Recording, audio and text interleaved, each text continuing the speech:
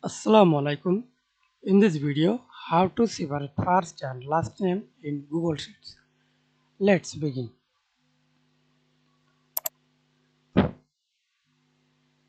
I already copied to this formula. Press Ctrl V.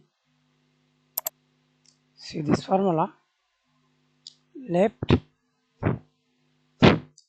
search it to finds the position of the space in the text. Left A2 takes the characters from the left side of the text up to but not including the space. This way the first name will appear in B2.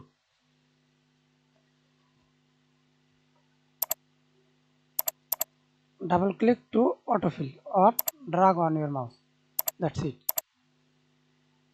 And see this last name or type your formula. I already copied this formula. Press Ctrl V and see this. Copy to this formula. Apply.